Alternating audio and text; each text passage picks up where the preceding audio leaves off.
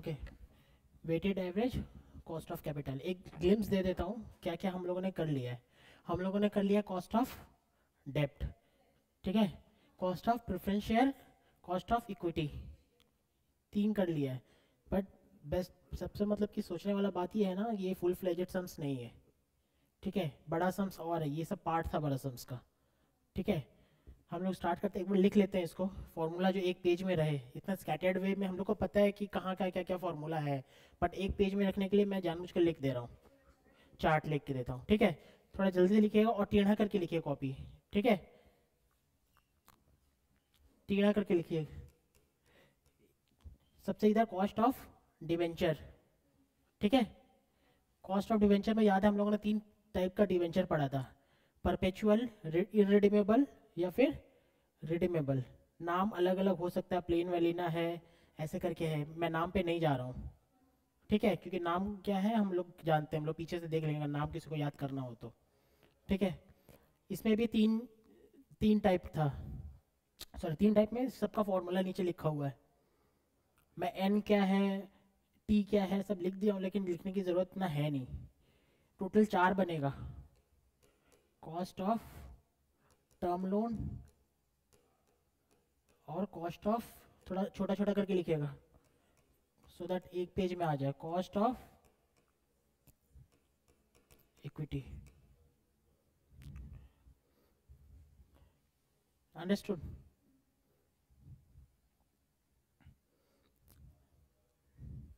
थोड़ा हाथ चला के,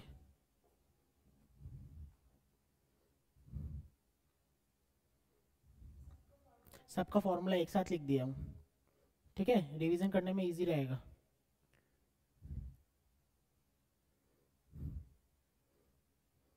डिबेंचर इंटरेस्ट आई लिखते थे हम लोग, जानूँ कि मैं डिबेंचर इंटरेस्ट लिखा हूँ, I one minus T by rate.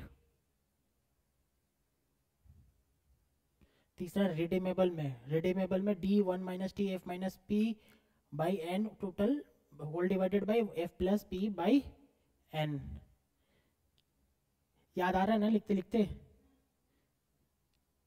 T इसमें क्या था, कॉर्पोरेट टैक्स। टी क्या था, कॉर्पोरेट टैक्स,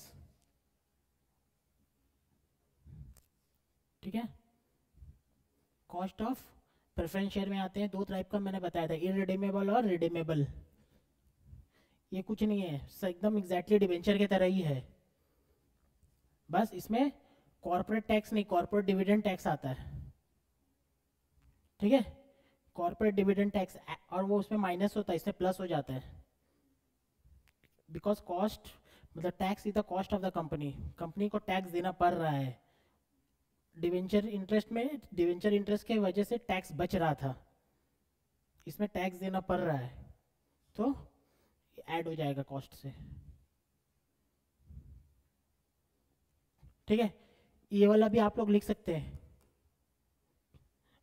ठीक है। ये क्या था, रिडीमेबल। रिडीमेबल क्या फॉर्मूला था, ये वाला था formula, D one plus C D T plus F minus P by N whole divided by F plus P by sorry two, ठीक है। C D T corporate dividend tax, अगर corporate tax दिया है तो नहीं लेंगे, इसमें कॉर्पोरेट डिविडेंड टैक्स होना पड़ेगा, वो लिखा रहेगा corporate dividend tax. Corporate tax है तो नहीं लेंगे, कॉर्पोरेट टैक्स यहाँ पे लेंगे, ठीक है। टर्म लोन, टर्म लोन, तो टर्म लोन मैं बताया नहीं था क्योंकि वो छोटा सा टॉपिक था, ठीक है। टर्म लोन क्या है, कुछ नहीं है, interest, it is same as debenture interest, interest one minus T, interest one minus T, बस,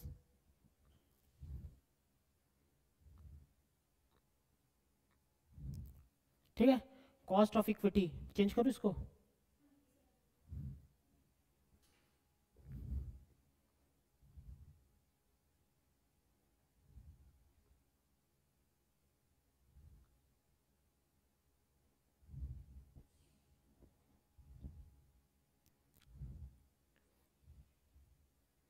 हम लोग थोड़ा फास्ट करेंगे आज। 1 घंटे बाद मैं 5 मिनट का ब्रेक दे दूंगा, ठीक है।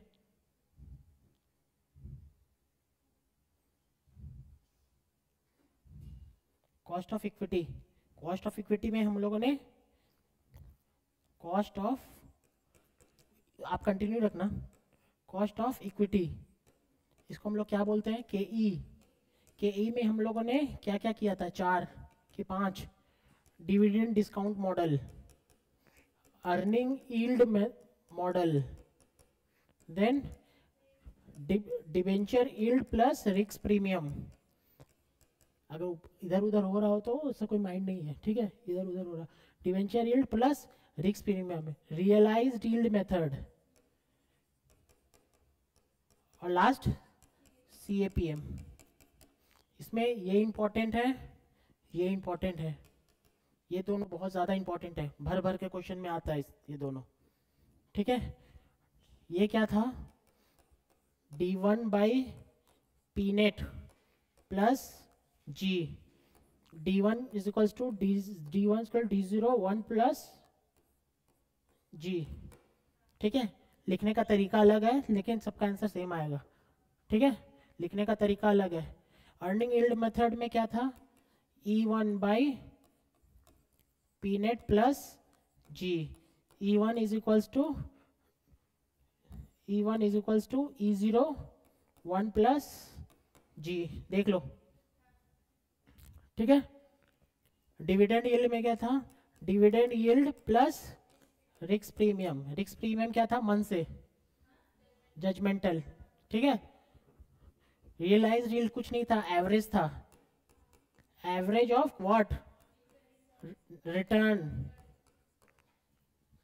CAPM में क्या था, KE is equals to RF plus RM minus RF into beta, ठीक है। कोई हार्ड नहीं है, बहुत इजी है, करते करते प्रैक्टिस आ जाएगा।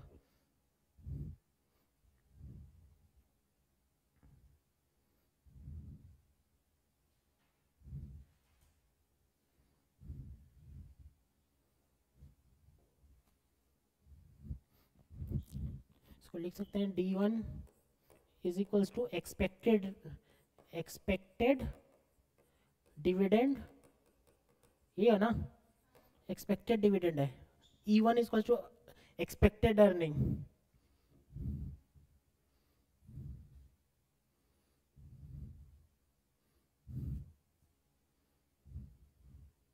expected dividend for next year, next year का है ना, नेक्स्ट ईयर का एक्सपेक्टेड डिविडेंड, ठीक है। कुछ नया नहीं करा रहा हूँ, पीछे वाला ही सब मैगअप करा रहा हूँ।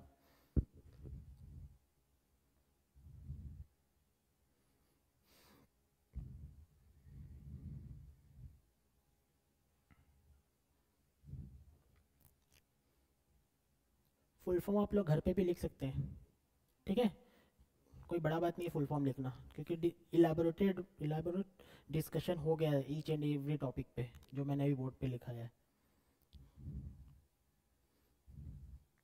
ठीक है। आगे बढ़े,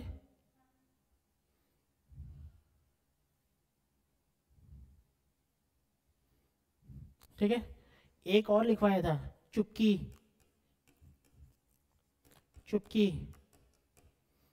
याद है, चुपकी, वो क्या था, अगर price is greater than face value, face value यही था ना, price is greater than face value,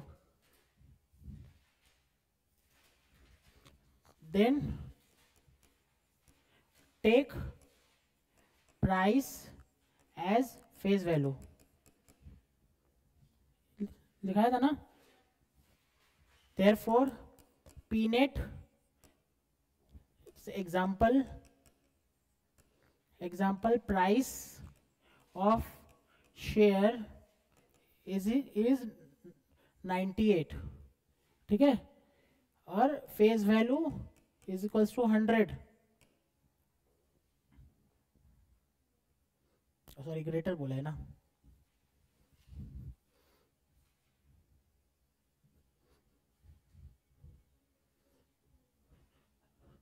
105, face value is 100, flotation cost is equal to 3,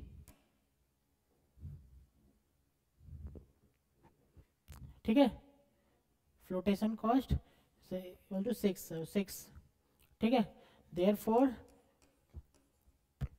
in F minus P by N, दिख रहा है ना, debenture plus debenture 1 minus T plus ये है ना एफ प्लस एन बाई 2, इसमें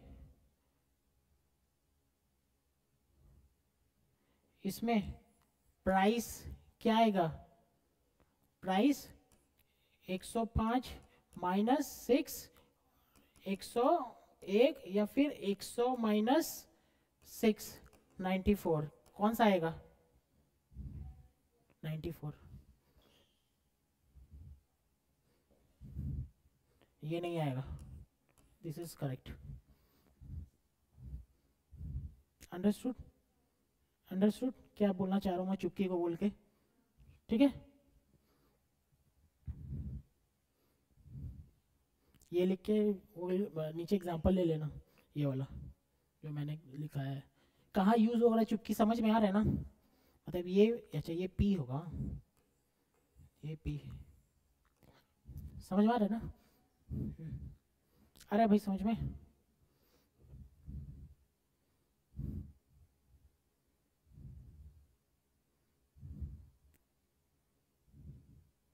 सम्स करते हैं।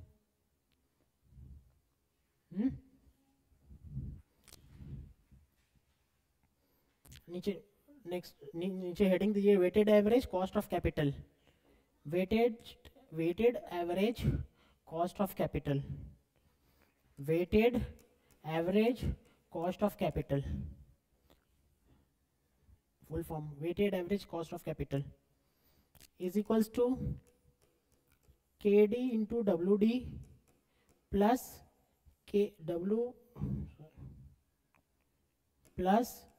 KE into WE plus KT into WT plus KP into WP।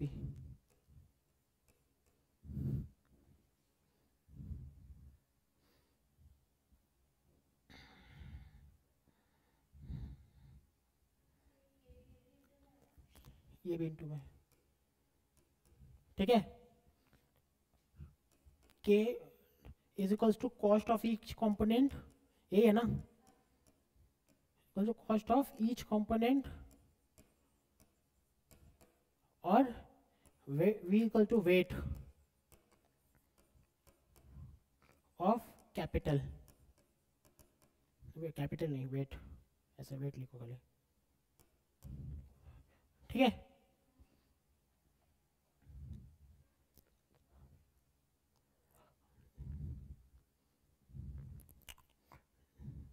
Question करते हैं, लिखो, और एक चीज लिख लेना, if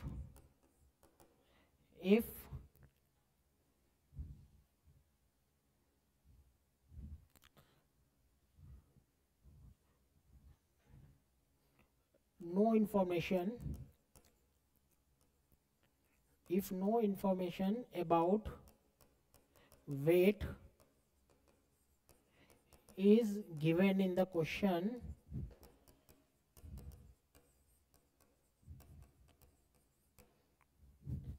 then take the weights in following sequence.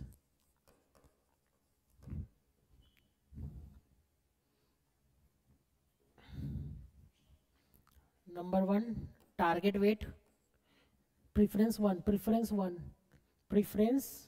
1 target weight, preference 2 preference 2 market value weight, preference 3 book value weight. ठीक है,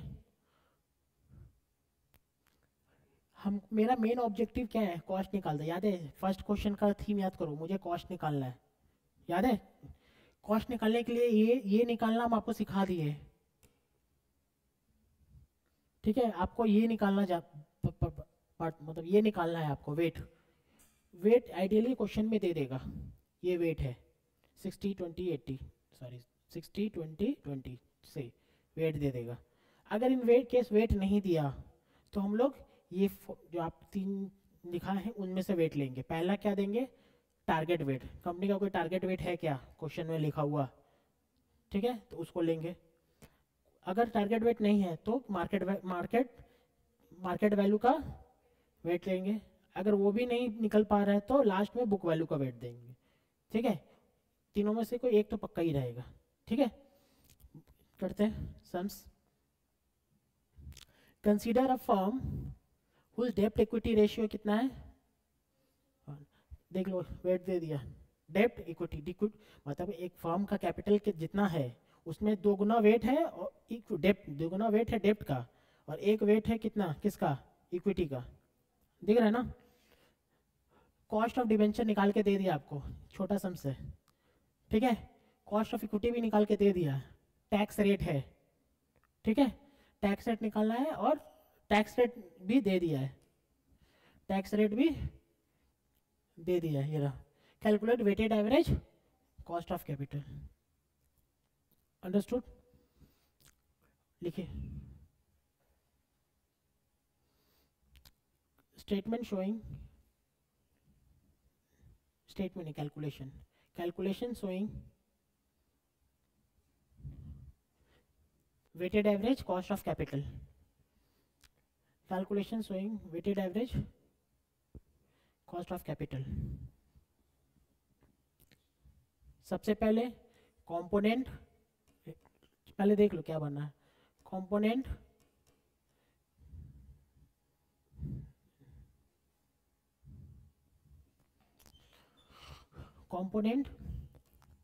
वेट कॉस्ट, वेट में W, कॉस्ट में K, और लास्ट में W इंटू के। हमको तो वही निकालना था ना, W इंटू के। कॉम्पोनेंट में क्या है, एक है डेप्ट है, एक है इक्विटी है। ठीक है, उसका डेप्ट कितना है, मतलब कि उसका कितना है आपका 2। ठीक है, तो 2/3 आ रहा है ना, समझ में आ रहा है 2/3। ये 1/3 टोटल याद करना, दोनों टोटल में टोटल मतलब टोटल होगा दोनों का, मतलब उसके पास 3 कैपिटल है। 3 टोटल कैपिटल का वैल्यू क्या है 3 में से 2 डेप्ट है और 1 इक्विटी। आप बैलेंस शीट समझ में आ रहा है ना, 2 ऊपर में इक्विटी 1 है, जितना इक्विटी उसका दुगना डेप्ट है, वही हम बोल दिए 2/2 और 1/3। ठीक है, ये वाला कॉस्ट बता दिया ना। कॉस्ट लेना है 14 लेना है या पोस्ट टैक्स लेना है, पोस्ट टैक्स लेना है ना, माइनस करना है टैक्स का, तो वही इसीलिए दिया है। ठीक है, वहां पे ऊपर में चार्ट लिखे थे ना, ऊपर लिख लीजिए। वी शुड ऑलवेज टेक, और ये वाला लिखे थे ना W इंटू ई, वहां पे लिख लीजिए we should always take debenture interest as post tax KD।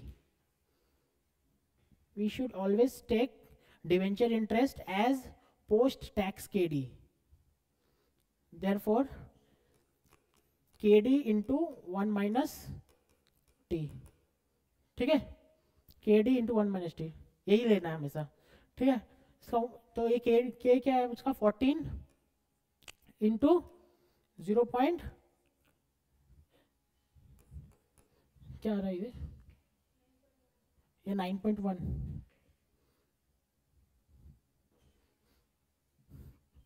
यहाँ पे डायरेक्ट में 9.1 ले, आप लोग नीचे लिख के रखना 9.1। ये बताइए, ये तो 20 है, इस पे टैक्स नहीं कटता, याद रखना। ये वाला 14 इंटू के डी कितना है 14 इंटू 0 पॉइंट मतलब 1 माइनस 0.3 इक्वल टू 14 इंटू 0.7 9.1। ठीक है, ये बताइए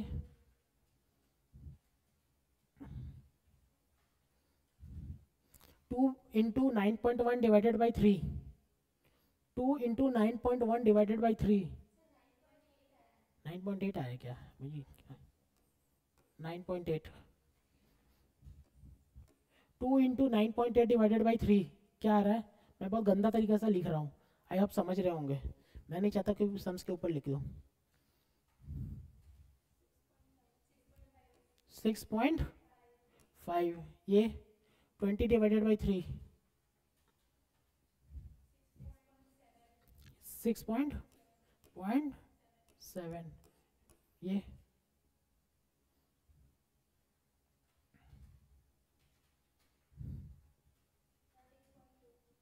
30.20। क्लियर है?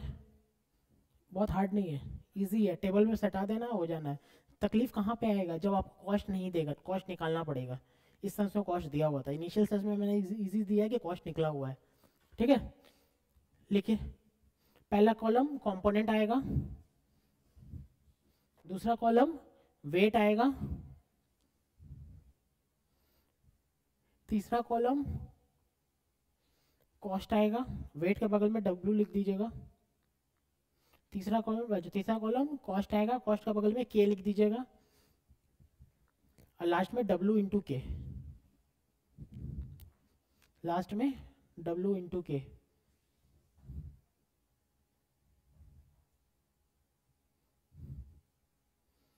कंपोनेंट में डेप्ट, इक्विटी, वेट में 2/3, किसी को 2/3 0.67 भी लिखना है लिख सकता है, लेकिन आपका क्वेश्चन में फ्रैक्शन एरर आ जाएगा। ठीक है, कोई लिखना है तो लिख सकता है, कोई प्रॉब्लम नहीं है। किसी का मन नहीं है फ्रैक्शन में लिखने का, पॉइंट में लिखने का मन है तो डिवाइड करके लिख सकता है, नॉट अ इशू।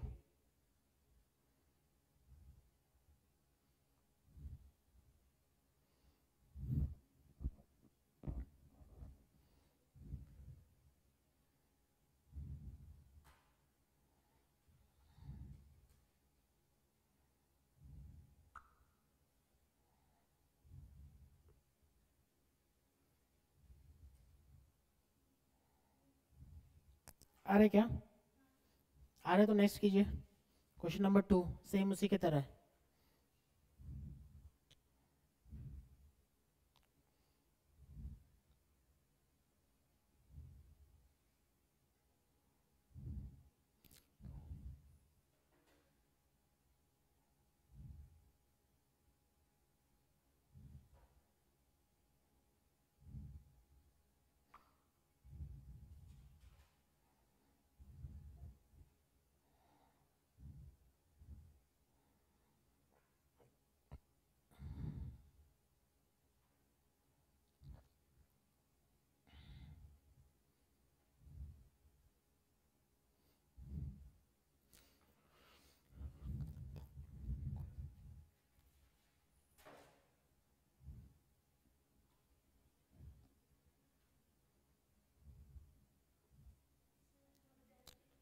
डेप्ट को यही तो बात है, इसमें 2:1 दिया है, इसको 2/1 कर सकते थे ना।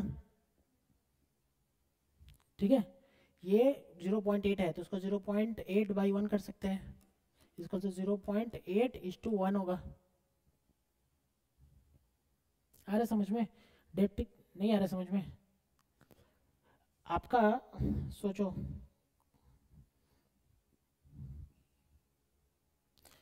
वेट लेना इंपॉर्टेंट है आपका। 5:6 दे दिया तो क्या लिखेंगे?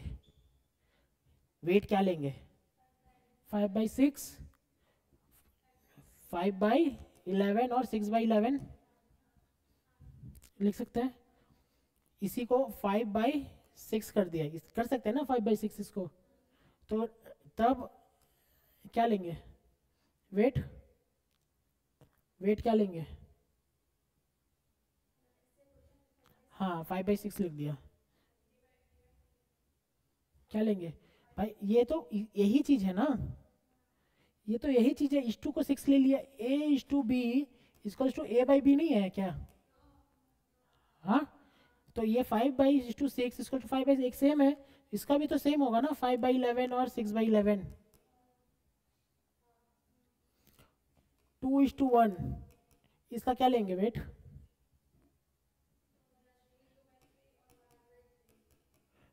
2/1, इसका क्या लेंगे वेट?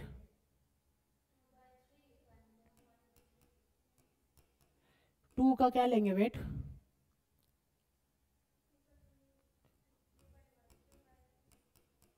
भाई नीचे 1 नहीं है तो क्या फर्क पड़ता है? नीचे 1 नहीं है तो क्या फर्क पड़ता है? समझ में आ रहा है ना? अब 0.7 का क्या लेंगे वेट?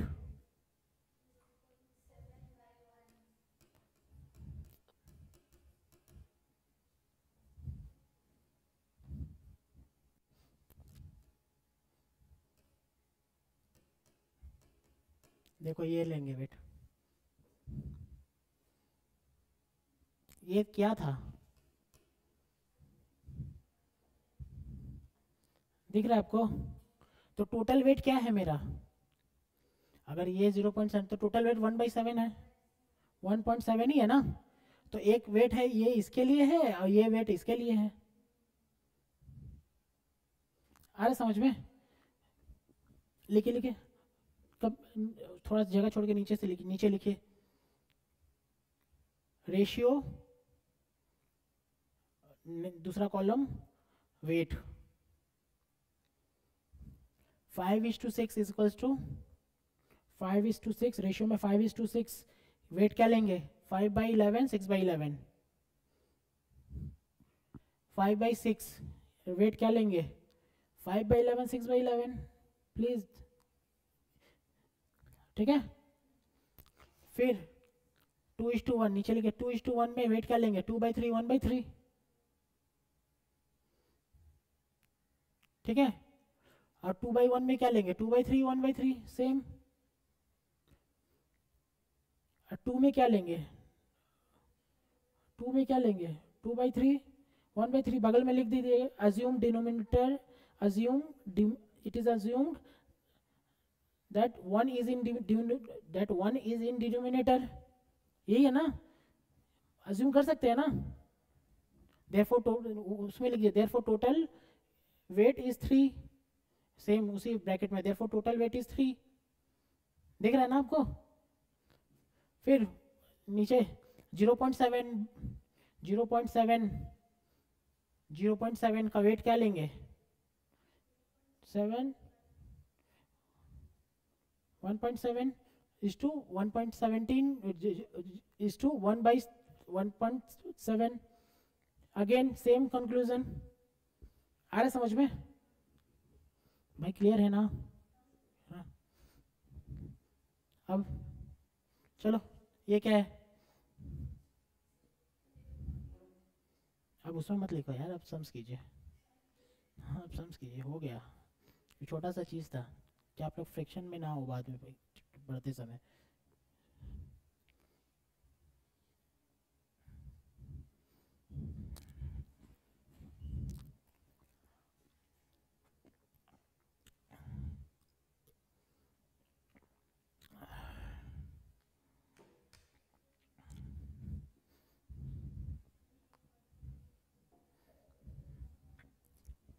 जल्दी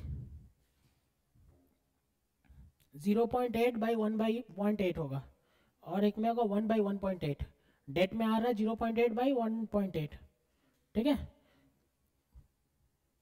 के डी आ रहा होगा 6%, के डी आ रहा होगा 6%। भाई टैक्स रेट दिया हुआ है इसमें।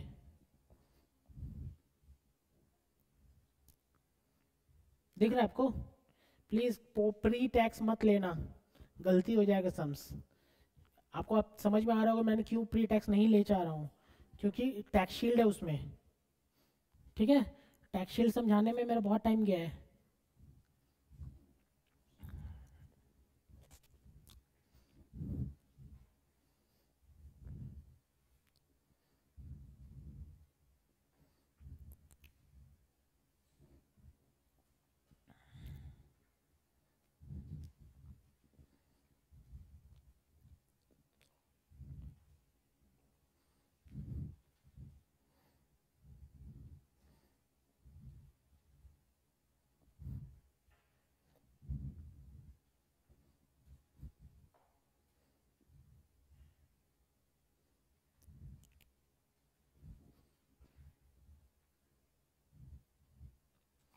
ये मैंने 20 सम्स निकाला है, 20 सम्स करके जाएगा, इस चैप्टर से कुछ नहीं छूटने वाला। क्या आंसर?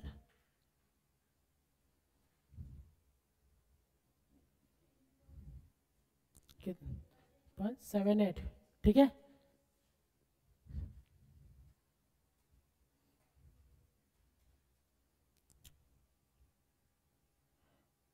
लिखे नीचे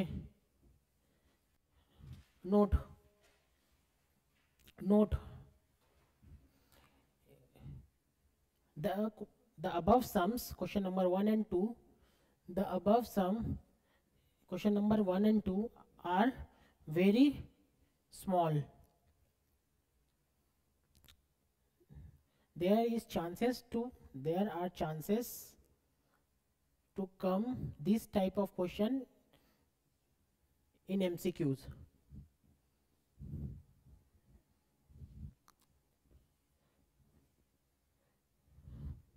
ठीक है। so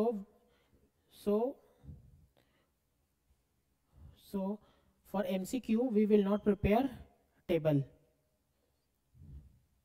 So for MCQ we will not prepare table, we just solve it in one line as below.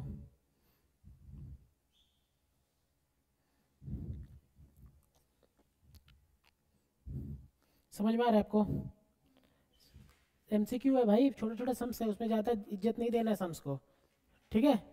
एक सम्स एक लाइन में होगा, WACC is equals to WDKD plus WEKE, बस खत्म, ठीक है।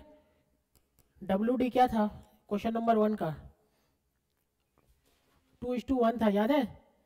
तो 2/3 इंटू KD क्या था? 9.8 प्लस 1/3 इंटू 20, क्या आ रहा है आंसर? 6.5 प्लस 6.7, कितना आ रहा है? आ रहा है समझ में? चीज़ वही है, बड़ा वाला क्वेश्चन देगा तो ऐसा सजा के लिखेंगे टेबल बना के, ठीक है। छोटा देगा तो इतना मेहनत नहीं करना टेबल पे, ठीक है।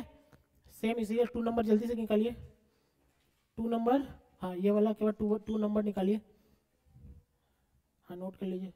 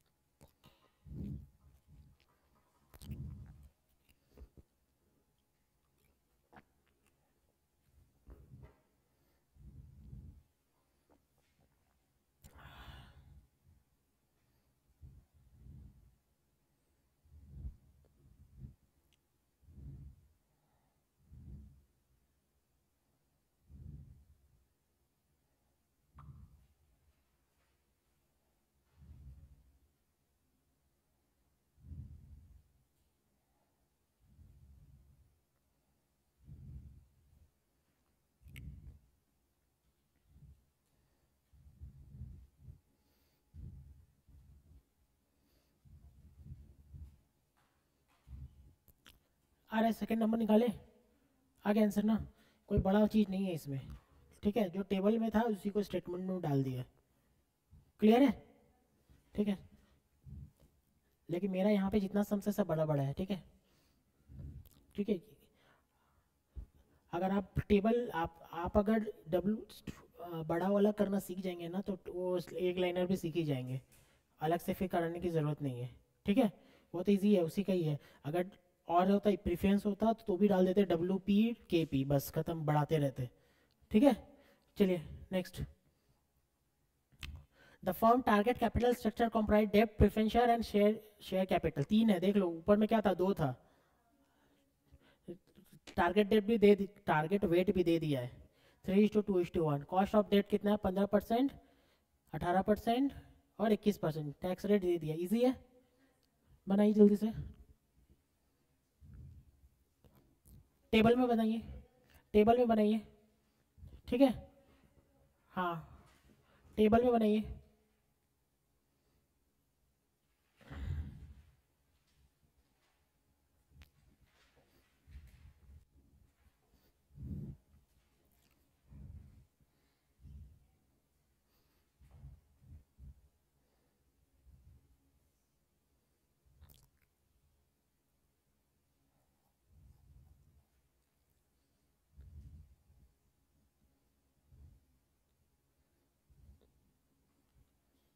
सर थोड़ा स्क्रीन वो जूम कर दीजिए ना, समझ नहीं आ रहा है।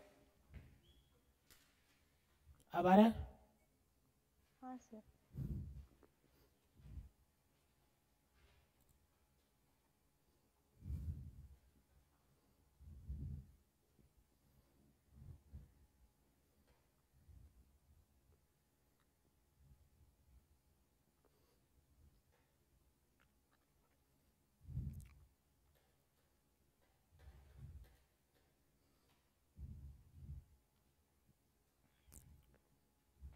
क्वेश्चन नंबर 3 कर रहे हैं हम लोग।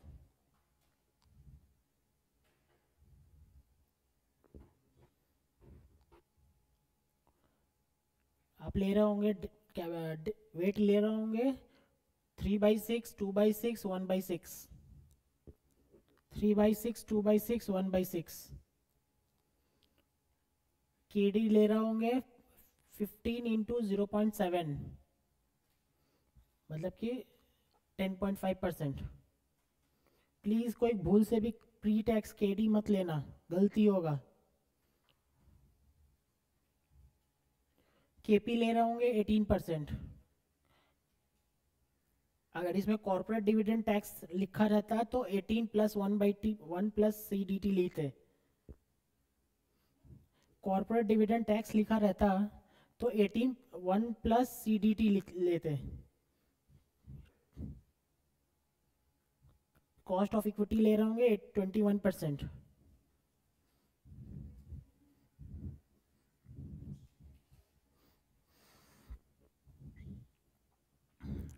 Weight into cost, weight into cost, weight into cost कर रहे होते। नेहा आ रहा है क्या आपको समझ में?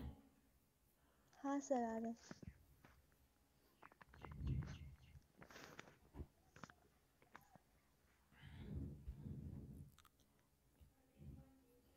13.85%।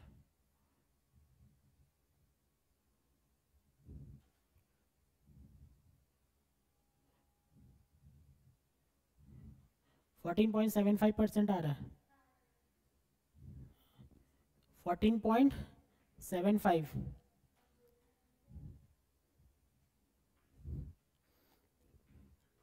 समझने का कुछ है नहीं, बहुत इजी है, गलती होगा सिर्फ कैलकुलेशन में। ठीक है, गलती होगा सिर्फ कैलकुलेशन में।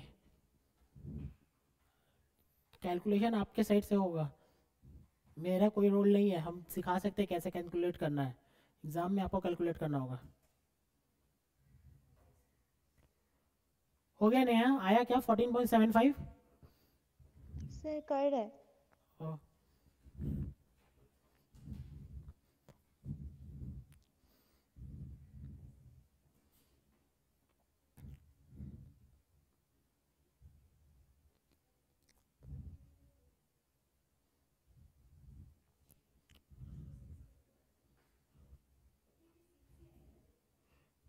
ठीक है। हाँ सर हो गया। Okay, consider a balance sheet, देख लो। Consider a balance sheet extract. 10 lakh equity है, 10 रुपया ईच, 100 लाख। ठीक है, बैलेंस शीट का एक्सट्रैक्ट दिया है। रिजर्व एंड सरप्लस है कितना, 300 lakh. 2 lakh preference share capital है, 100 रुपया ईच, 200 लाख। 5 लाख डिवेंचर है, 100 रुपया ईच, 500 लाख। टर्म लोन है 200, टोटल है 1300 lakh.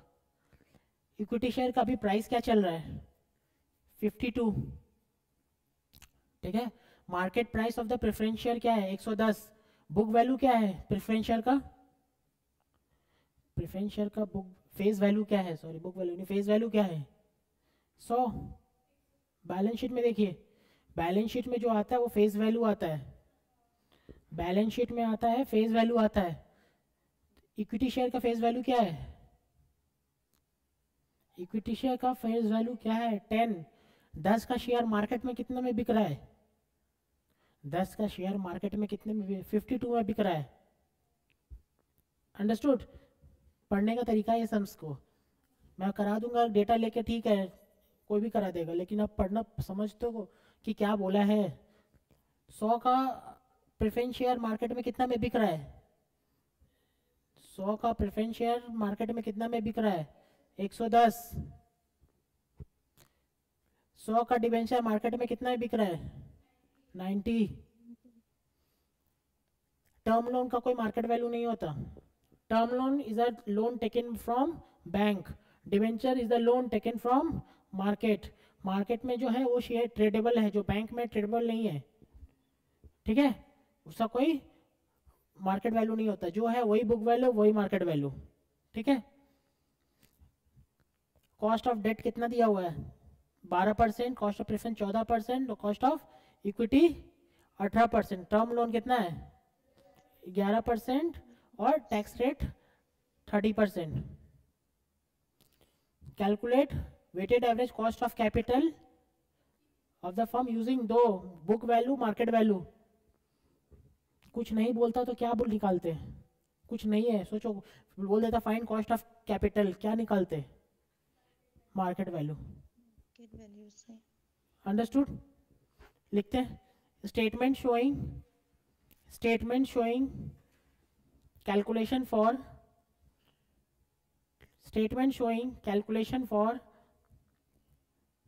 weighted average cost of capital, statement showing calculation for weighted average cost of capital using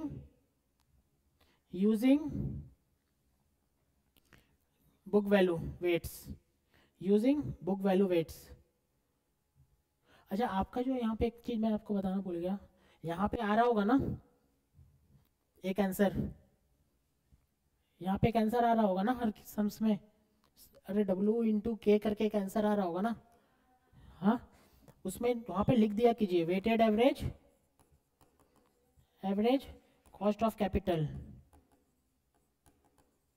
ठीक है, नहीं तो पता क्या चलेगा क्या निकाले जब आप उसको मेंशन ही नहीं करेंगे।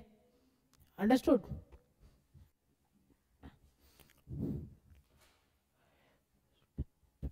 पहला में देखो, अगर मुझे कॉस्ट निकालना होता ना तो पहले कॉस्ट निकालता फिर स्टेटमेंट बनाता। बेस्ट क्या है, कॉस्ट दे दिया है सबका, तो स्टेटमेंट बनाने में फोकस है, ठीक है। लिखिए पहले कंपोनेंट, 4 कॉलम, वो जो 4 कॉलम था वो बनाइए, नहीं 5 कॉलम आएगा इसमें। पहले कंपोनेंट देखो, पहले मेरा component value, wait, cost, W/K, ठीक है। पिछले वाले सम्स में वेट दे दिया था, इसीलिए आपको कॉस्ट मतलब कि वैल्यू निकालने की जरूरत नहीं थी। इसमें आपको वेट नहीं दिया हुआ है, वैल्यू दिया, वैल्यू से वेट निकलेगा। क्लियर?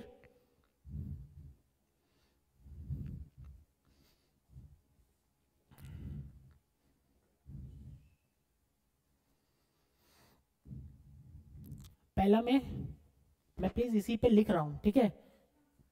पहला में क्या है? इक्विटी शेयर कैपिटल,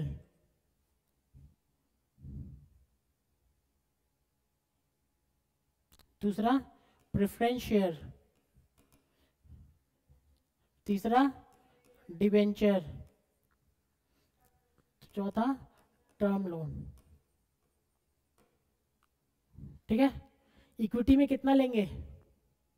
100 की 400। इक्विटी में कितना लेंगे? 100 की 400। वैल्यू में कितना लेंगे इक्विटी में? Answer is 400। बुक वैल्यू में consist reserve and surplus also. आप कहीं भी इक्विटी शेयर पढ़ेंगे उसमें रिजर्व एंड सरप्लस ऐड करके ही बात करता है। 10 का शेयर 52 में क्यों बिक रहा है?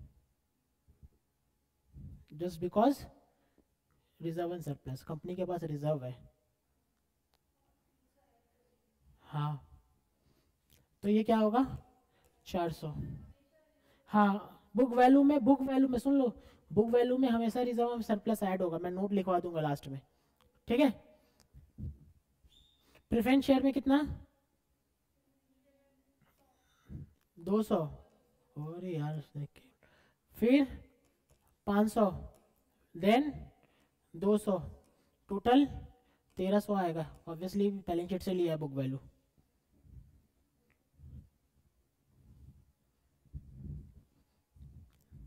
आ रहा है समझ में?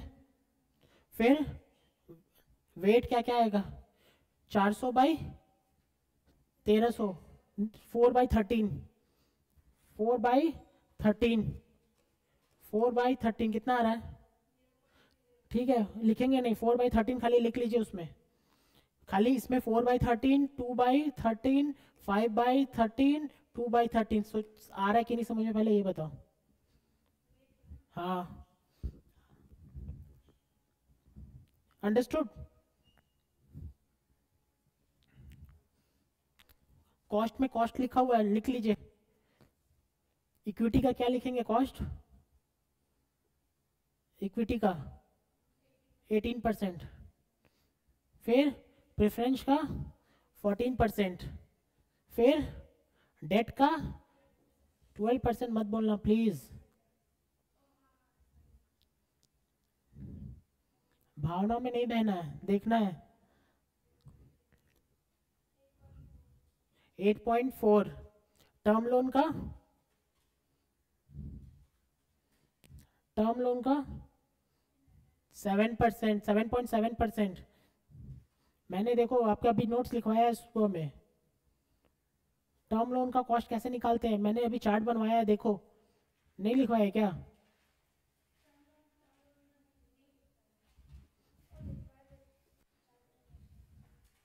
टर्म लोन लिखवाया है ना आज?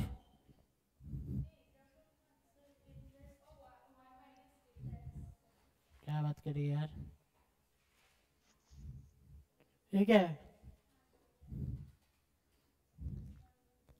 ठीक है, सेम डिवेंचर की तरह 11 इंटू, नया आ रहा है क्या समझ में?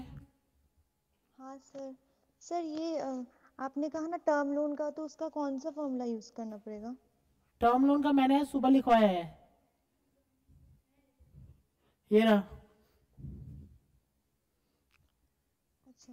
टर्म लोन का सुबह लिखा है, interest into 1 - T, same debenture की तरह। हाँ ठीक ठीक है। है, हाँ देखिए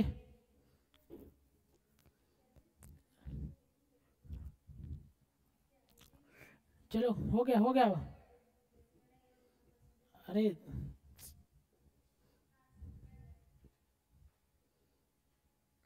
तो आप कर रहे होंगे इक्विटी के लिए 4 × 18 / 13, 4 × 18 / 13। आप समझ में आ रहा है मैंने क्यों लिखवाया आपको 4/, क्योंकि जितना भी फ्रैक्शन है ना, मतलब कि राउंडिंग ऑफ आपके कैलकुलेटर में ही सॉल्व हो जाए।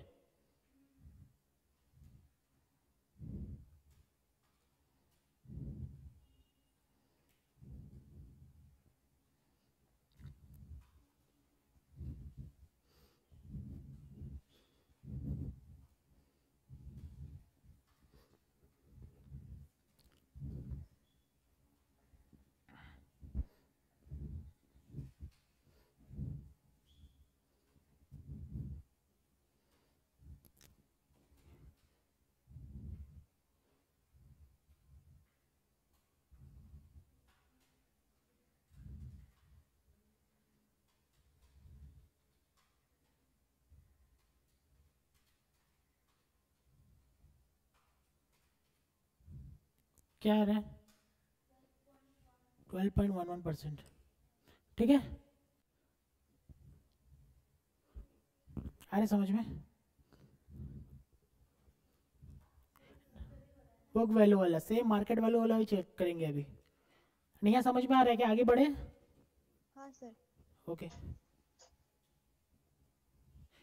फिर नीचे सेम ऊपर में क्या लिखे थे, ऊपर में क्या लिखे थे, प्लीज बात नहीं करना।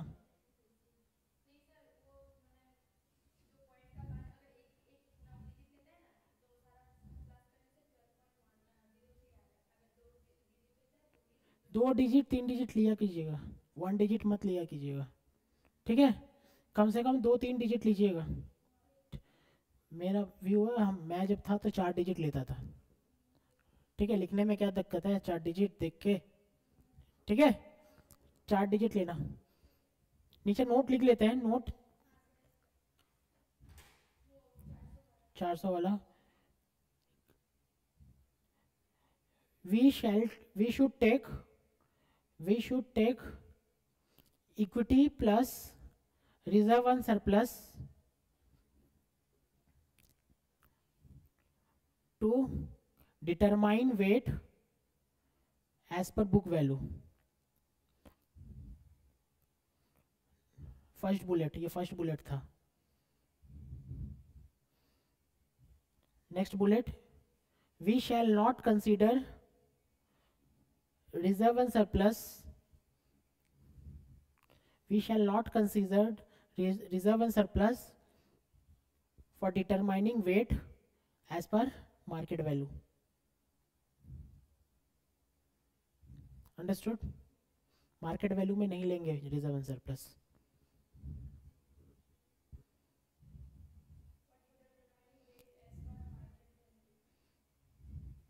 we should not consider reserve surplus in equity में तो देखना है ना। ठीक है, सेम ही है पूरा। लिखते हैं, ऊपर में क्या टोन था, कंप्यूटेशन स्टेटमेंट शोइंग सेम, वही लास्ट में मार्केट वैल्यू।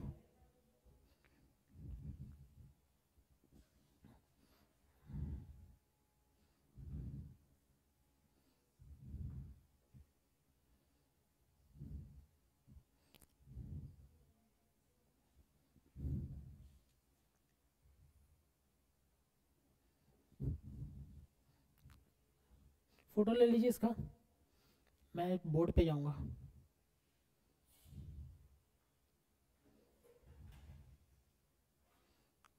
नहीं, एक बार इसका फोटो ले लीजिए, मैं बोर्ड पे जाऊंगा, बोर्ड पे कराऊंगा। हाँ सर। यही वाला था ना? हाँ, नहीं ये नहीं था, ये था ना।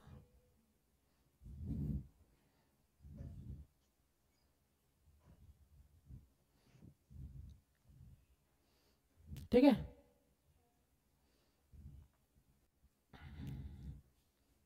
जाओ बोर्ड पे, कॉलम सेम होगा। ओके,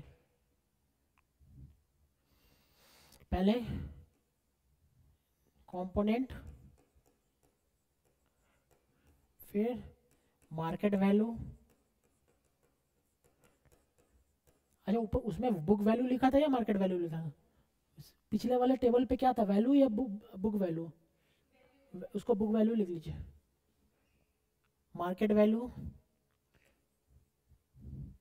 पहले देख लो, वेट, कॉस्ट, W इंटू के।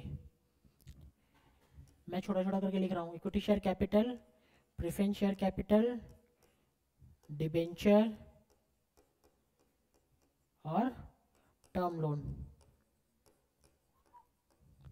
ठीक है,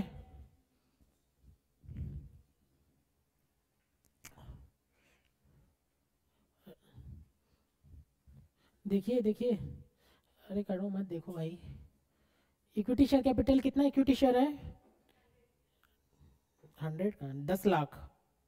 यहाँ पे रुपीज इन लैक्स। ठीक है, कितना है? 10 लाख। 10 लाख और मार्केट प्राइस क्या है? 52। 10 लाख इंटू 52, 520 लाख। ठीक है, मैं बोला देखो देखो देखो। हाँ,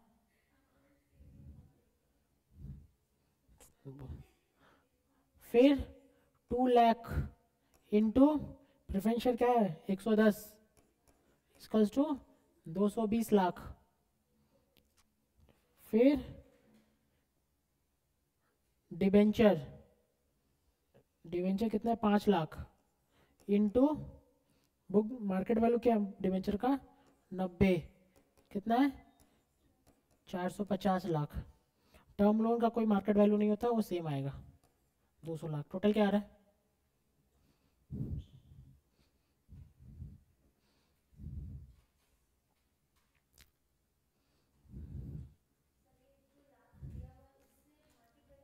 हाँ, शेयर्स नहीं, शेयर्स देखो, शेयर्स दिया हुआ है, number of shares. Market value is equal to number of shares into market price. Number of shares या फिर debenture into market price. White shares या debenture into market price. Debenture slash और ठीक है, बात बाकी सेम है। टोटल क्या आ रहा है? 1390। आप बताओ वेट क्या क्या है?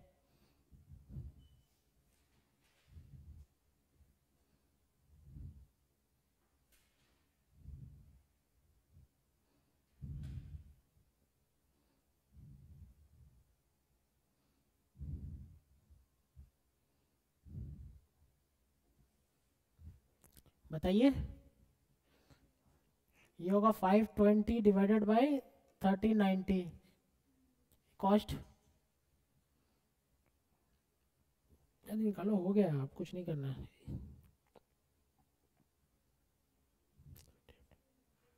Cost of debt 12%, cost of preference share capital 14%, cost of equity 18%, term loan, अच्छा या हाँ लिख सकते हैं, डेसिमल में लिख सकते, चार चार डिजिट का डेसिमल लिख लो, चार चार डिजिट का डेसिमल। अच्छा ये 12% नहीं होगा,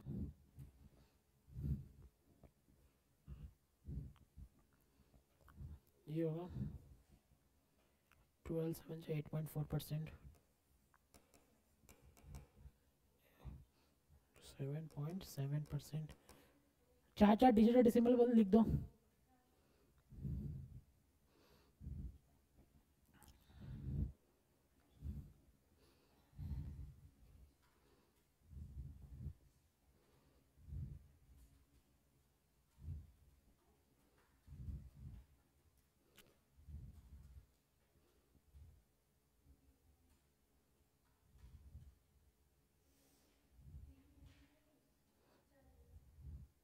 चार चार डिजिट लेना, डेसिमल पॉइंट के बाद चार डिजिट कम से कम, so that rounding off error बहुत कम आए।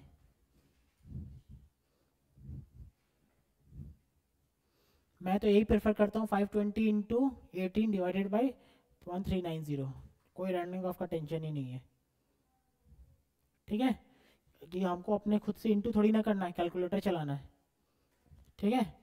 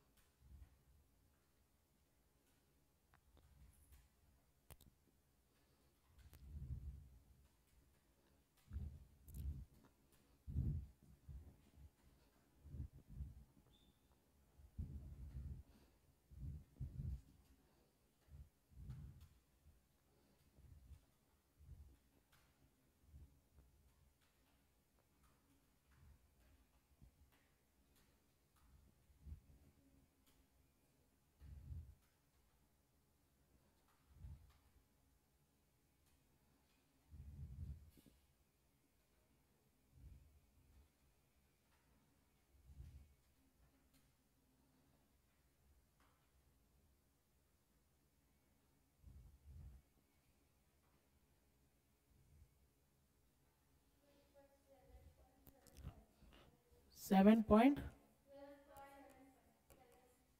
75%, ये बता देना थोड़ा।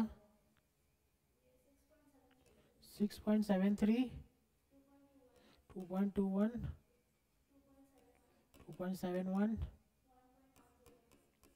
ठीक है।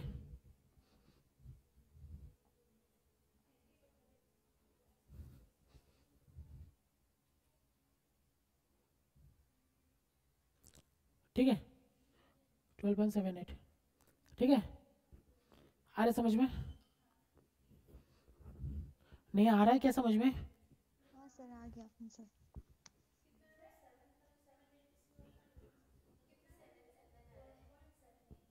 नहीं समझ में आ रहा है आपको? हाँ सर आंसर आ गया। ठीक है, 5 मिनट का ब्रेक लेते हैं।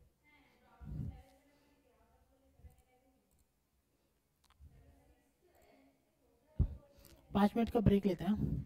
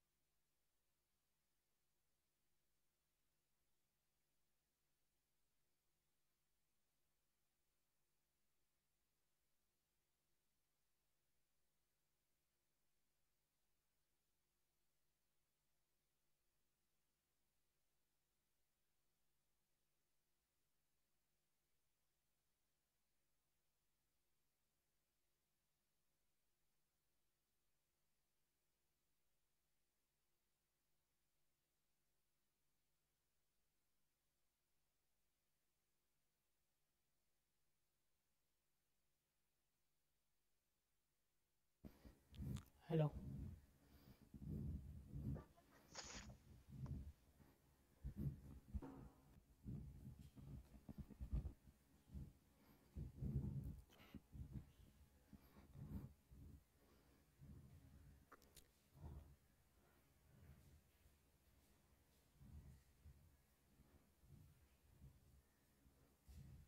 यहाँ तक हो गया था 5 नंबर।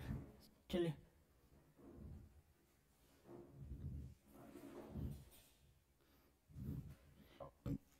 5 नंबर करते हैं, 6 नंबर, 5 नंबर करते हैं, 6 नंबर करते हैं, ठीक है। उसके बाद इक्विटी में जाएंगे। 4 तक होता ना 5 नंबर। देखिए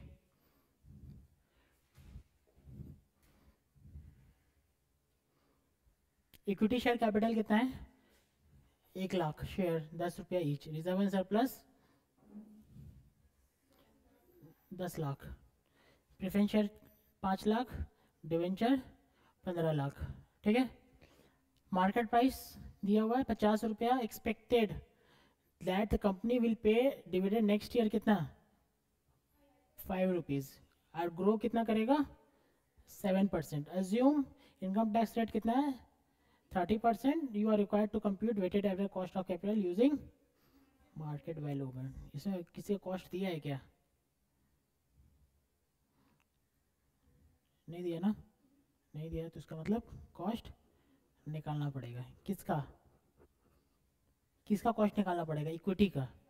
डिवेंचर का यही वाला है 12%। इसमें अगर ये क्या प्रेफरेंस शेयर क्या क्या है, डिविडेंड रेट। डिवेंचर का क्या है, इंटरेस्ट रेट। अगर कुछ नहीं है, मैंने क्या बोला, अब याद है आपको बोला था, अगर डिवेंचर मुझे, अगर डिवेंचर होल्डर को कितना चाहिए, 9%। अगर कोई फ्लोटेशन कॉस्ट नहीं रहे तो उसको जितना चाहिए मुझे भी उतना ही, मेरा भी उतना ही कॉस्ट है, याद है। प्रेफरेंस शेयर को कितना चाहिए, 12%। अगर कोई फ्लोटेशन कॉस्ट नहीं है तो प्रेफरेंस शेयर को 12% चाहिए, मेरे लिए भी कॉस्ट है 12%। फ्लोटेशन कॉस्ट आ जाता है तभी तो मेरा कॉस्ट बढ़ जाता है, याद है आप लोग का। फ्लोटेशन कॉस्ट आ जाता है, मैं इसमें कुछ डिटेल दिया नहीं, इसका मतलब दोनों सेम है। इसमें क्या मिलेगा, टैक्स शील्ड, याद है 1 - t। ये गाना याद हो जाना चाहिए, 1 - t, 1 - t, ठीक है। डिवेंचर के केस में, प्रेफरेंशियल के केस में 1 + CDT, 1 + CDT।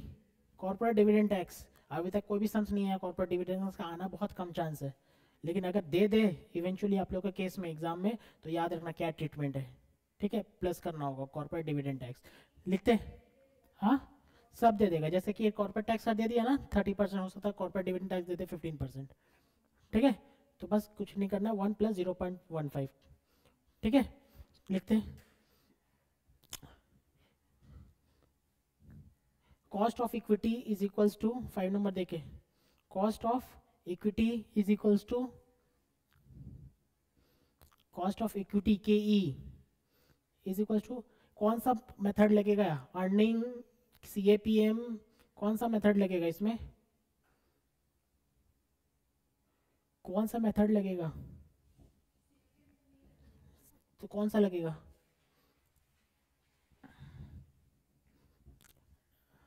DDM method. Dividend दिया हुआ है, ग्रोथ तो अर्निंग में भी दिया रहता है, ठीक है। Dividend discount model, cost of equity is equals to D1/KE is equals to D1/P net plus G। हाँ हाँ, ये D1 is equals to expected dividend, D1 is equals to expected dividend for next year. G is equals to growth rate, G is equals to growth rate, P is equals to, P is equals to, sorry, P net is equals to issue price minus flotation cost, ठीक है। तो D1 क्या है मेरा, क्या होगा D1, D1 क्या होगा, नहीं होगा, यहाँ पे देखो एक्सपेक्टेड बोल दिया है 5 होगा, 5/50 प्लस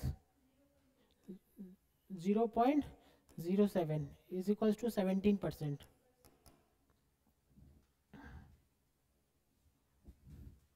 ठीक है, क्वेश्चन में दिया रहता है डिविडेंड फॉर द कंपनी 5 रुपया, तो अब डाल देते हैं 1+G, वो बोल दिया ऑलरेडी एक्सपेक्टेड है नेक्स्ट ईयर के लिए। और D1 तो क्या एक्सपेक्टेड ही मांग रहा है, ऊपर में फॉर्मूला में क्या फॉर्मूला का डिमांड क्या एक्सपेक्टेड लिखना है ऊपर में।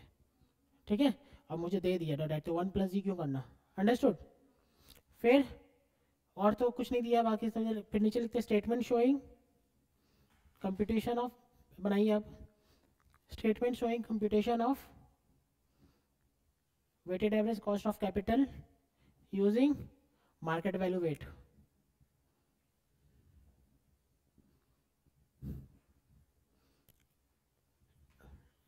सेम लिख रहे होंगे आप, सेम उसी पुराना वाला format, component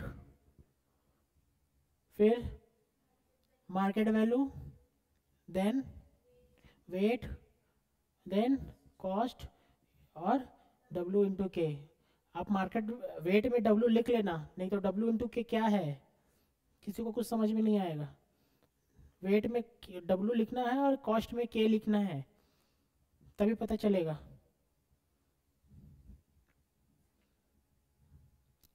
equity share capital, फिर आएगा रिजर्व एंड सरप्लस, आएगा क्या, नहीं आएगा।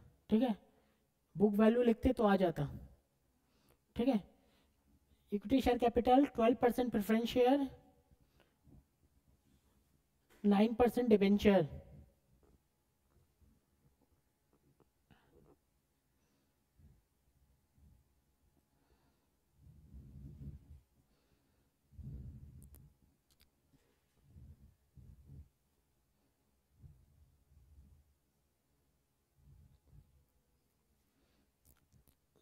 मार्केट वैल्यू में 1 लाख इंटू, जल्दी 1 लाख इंटू कितना, 1 लाख इंटू कितना 50, 50 लाख। अगर ऊपर में लाख लिखना सारे तो लिख सकते हैं,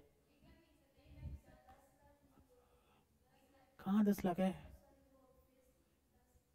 भाई, मैंने लिखा है ना number of shares. Market value में आप रुपीज इन लाख लिख सकते हैं, तो 1 lakh into 50, 50 lakh, preference share 5 lakh, debenture 15 lakh, total कितना आ जाएगा 70 लाख।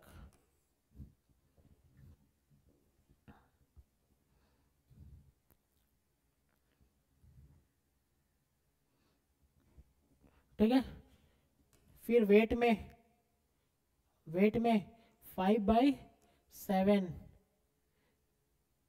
फिर 0.5/7, 15/7, सॉरी 1.5/7।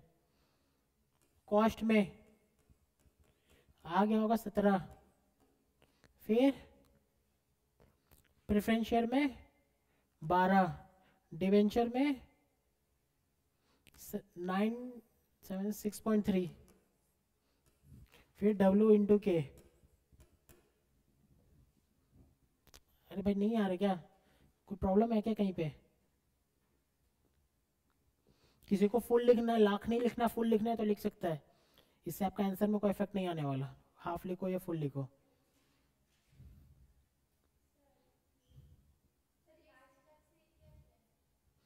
क्या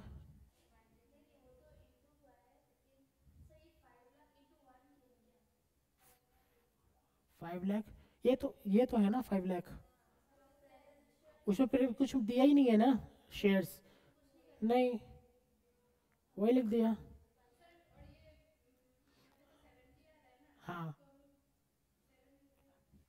क्योंकि 5/7 लिख दिया ना, 50/70 लिख दो ना, क्या फर्क पड़ता है, 50/70 लिख दो, वेट तो सेम ही आने वाला, 0 0 कट हो जाएगा।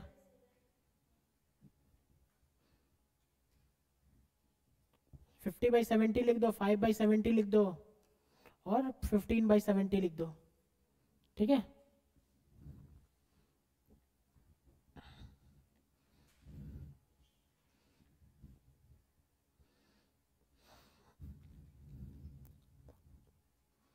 अगर कुछ नहीं दिया हुआ तो मानेंगे क्या, मार्केट प्राइस और फेस वैल्यू क्या है, सेम।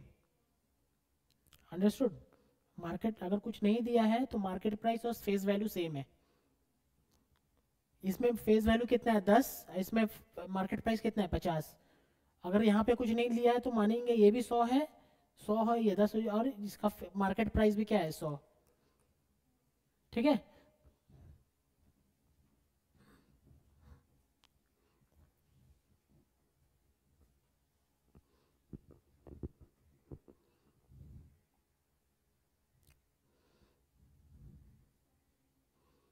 टोटल क्या आ रहा है नेक्स्ट,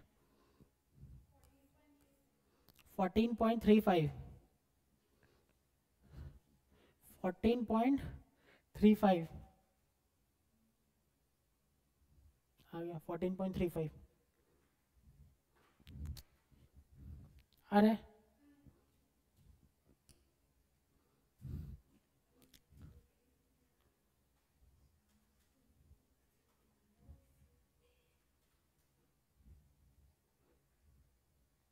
लास्ट क्वेश्चन, जल्दी, लास्ट क्वेश्चन।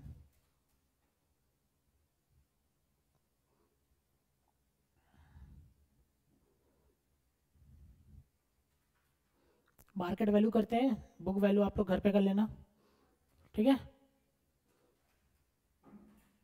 बुक वैल्यू में तो कुछ देखना नहीं है ना।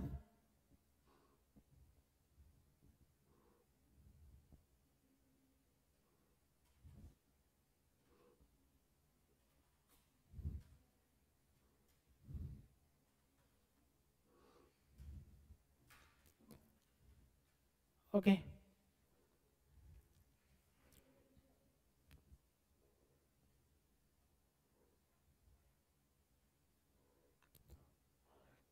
ए लिमिटेड हो गया ना, स्टार्ट करें। ए लिमिटेड है फॉलोइंग कैपिटल स्ट्रक्चर दे दिया है, ठीक है। 100 10 lakh, retained earning 120 lakh, debenture 70 lakh. 70 lakh समझ में आ रहा है ना, 70,000 इंटू 100 होगा तभी 70 लाख आएगा शायद, ठीक है। फिर टर्म लोन दे दिया 100, मार्केट प्राइस पर शेयर ऑफ इक्विटी बोल दिया 25 रुपया, दिख रहा है आपको। अरे भाई पहले देख लो मांगा क्या है क्वेश्चन में, ऐसे ही फॉर्मेट बनाने में, मतलब कि क्वेश्चन देगा फॉर्मेट बनाना ऐसा थोड़ी ना होता। देखो मार्केट प्राइस पर शेयर क्या दिया हुआ है 25, एक्सपेक्टेड डिविडेंड 2 रुपया, ठीक है। और ग्रो कितना कर रहा है, तो मतलब कि मुँह जवानी निकाल सकते हैं क्या, कॉस्ट ऑफ इक्विटी कितना आ रहा है, मुँह जवानी निकाल सकते हैं क्या, कॉस्ट ऑफ इक्विटी कितना आ रहा है, कितना, डिविडेंड 2 है, मार्केट प्राइस 25 है,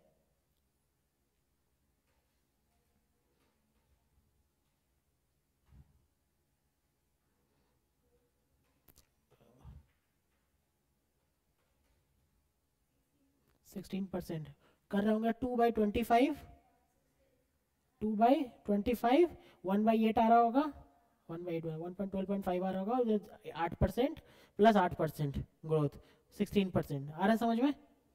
प्रेफरेंस शेयर रिडीमेबल कितना 7 साल में at par, and quoted at कितना 75। डिवेंचर रिडीमेबल 6 साल में, मार्केट कोटेशन क्या है, मतलब करंट मार्केट प्राइस क्या है 90, एप्लीकेबल टैक्स रेट कितना है 50, ठीक है। वेट निकालना जो बुक वैल्यू से निकालना, मार्केट वैल्यू से निकालना, ठीक है। पहले देख लेते हैं, 1 मिनट पहले देखेंगे, ये लास्ट सम से पहले देखो। के ई, के ई बताइए जल्दी जल्दी, 2/25 प्लस 108 कितना आ रहा है 16% आ रहा है। फॉर्मूला है D1/P नेट प्लस जी, ठीक है फॉर्मूला है।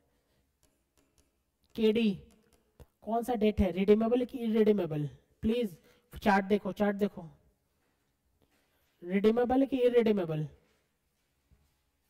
कौन सा डेट है, रिडीमेबल है, क्यों कैसे पता चल रहा है, अरे लिखा हुआ है ना,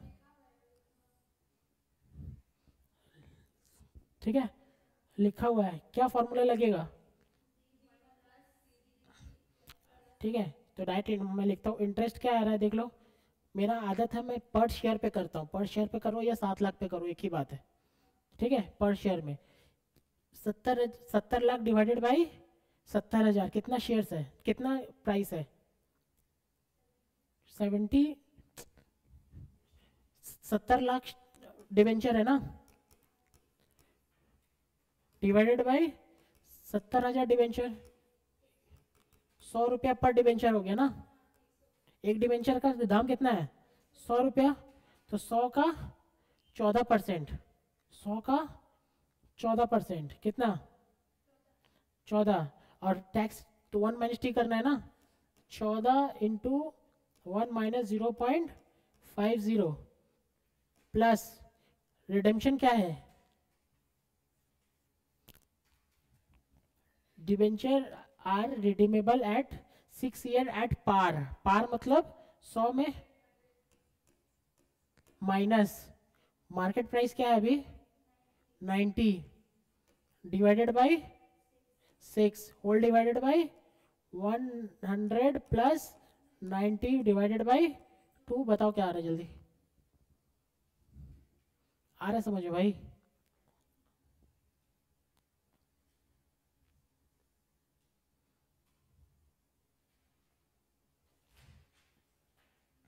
लिखना नहीं है, देखना है अभी, लिखो मत, देखो देखने पे दिमाग लगाओ, लिखने नहीं, लिखना है तो आप घर पे बैठ के भी लिख सकते हैं, यूट्यूब में आ जाएगा।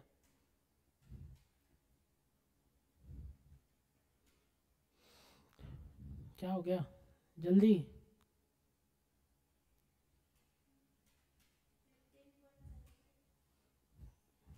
देखो ये आ जाएगा 7 plus 10/6, 1.667 divided by 95 plus 7 divided by 95, 9.12%, 12%, ठीक है, आ रहा समझ में, केपी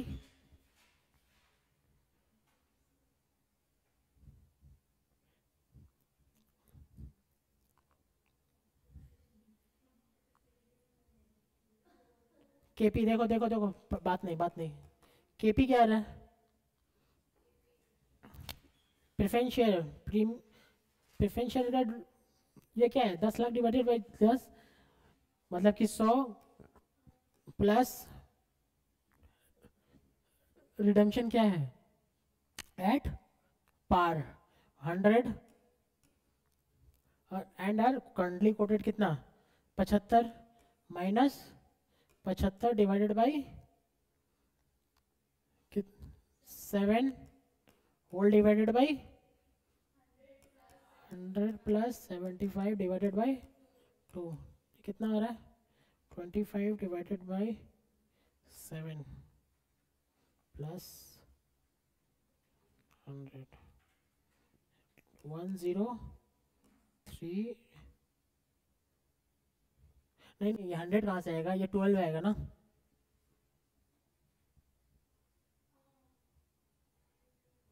ये 12 आएगा,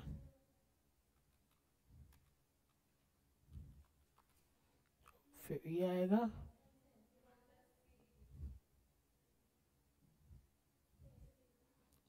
115.57 डिवाइडेड बाई 87, ठीक है, बात नहीं,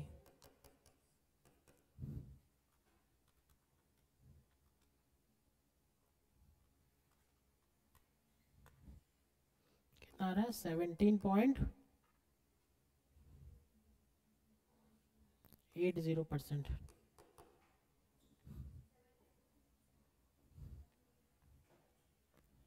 अंडरस्टूड,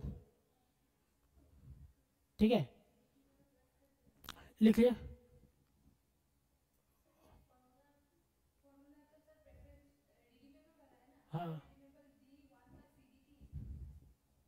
हाँ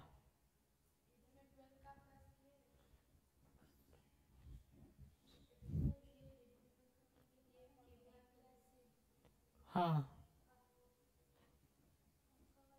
तो सीडीटी नहीं है ना, सीडीटी नहीं दिया है ना, कॉर्पोरेट डिविडेंड टैक्स नहीं दिया है। हाँ, इसको लिखिए, एक मिनट, इसको फिर बना लेते हैं। पहले पहले इसको लिख लो, लिख लो, लिख लो, लिख लीजिए, इसको पहले लिख लीजिए। हाँ, cost of equity is equals to D one by P net plus जी।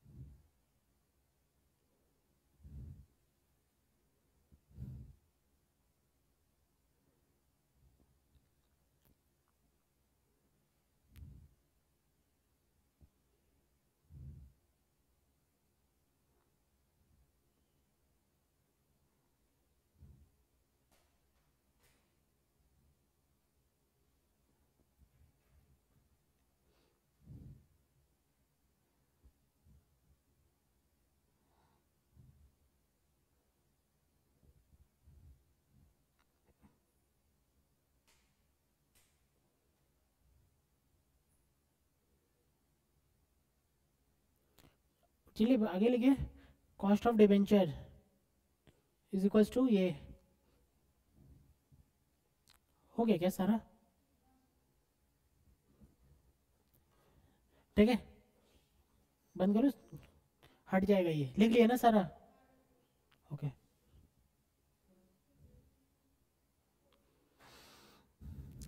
फिर कॉस्ट पहले देखेंगे, कॉस्ट, मार्केट वैल्यू, फिर वेट, अच्छा कॉस्ट नहीं, कंपोनेंट होगा, कॉस्ट डब्ल्यू इंटू के। पहले क्या, equity share, capital preference share, capital debenture. Term loan भी है क्या? नहीं है ना। इक्विटी शेयर कैपिटल का क्या होगा?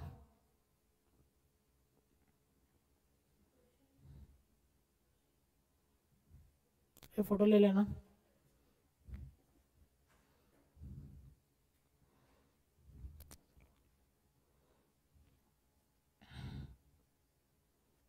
ठीक है, 10 लाख इंटू 25, 250 लाख। ठीक है, प्रेफरेंस शेयर 10,000 इंटू 75, कितना, 7.5 lakh, 7,50,000। Debenture 70,000 into 90, 70,000 into 90, 63 lakh, 63 lakh total.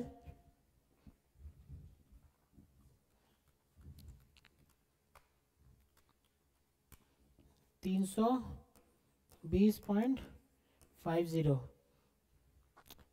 Wait आप लिख लेंगे 250 बाई 250 डिवाइडेड बाई 320.5, 0.78।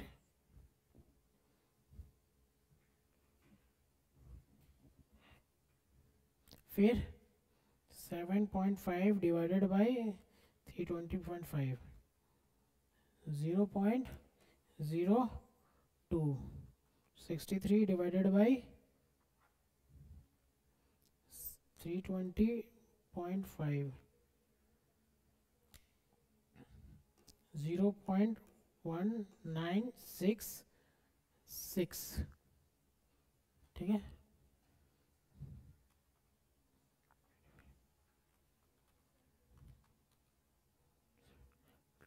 कॉस्ट क्या क्या है? कॉस्ट बताइए प्लीज। कॉस्ट बताइए, आप लोग लिखे हैं ना? इक्विटी का 16, 17.80,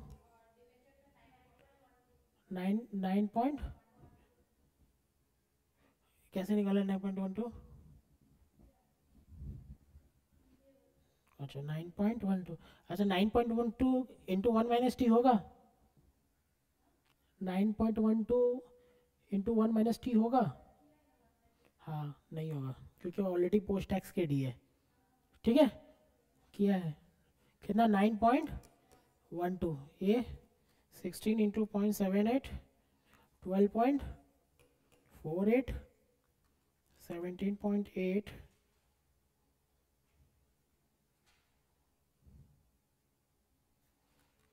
0.8 इंटू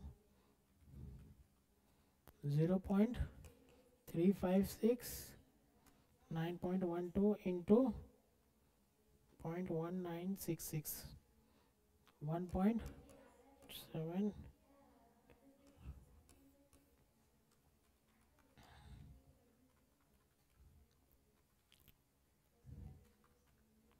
14.64।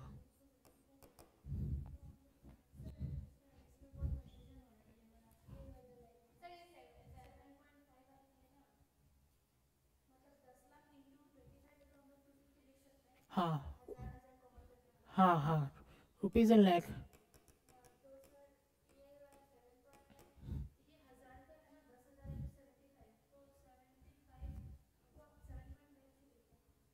ये लाख में है ना, 10,000 इंटू 75 कितना आ रहा है?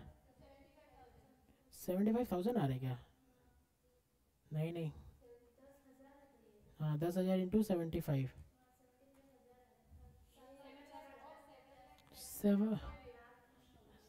7 लाख 7.5 लाख आ रहा है।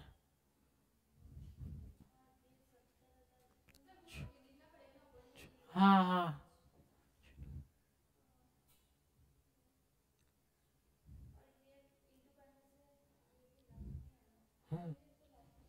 कौन सा? 63 लाख आ रहा है ना। अच्छा टर्म लोन छोड़ दिया, टर्म लोन छोड़ दिया ना, ये था ना 6 नंबर ही तो था।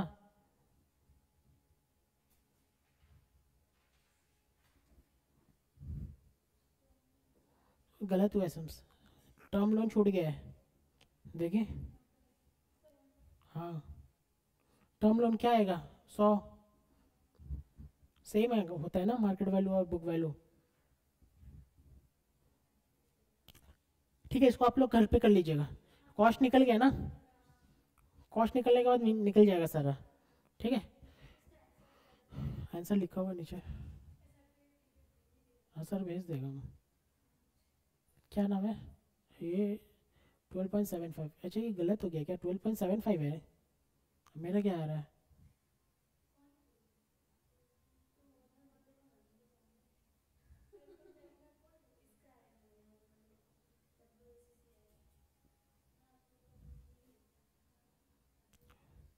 ट्वेल्व पॉइंट सेवन फाइव, आप लोग 12.75 क्यों आ रहा है?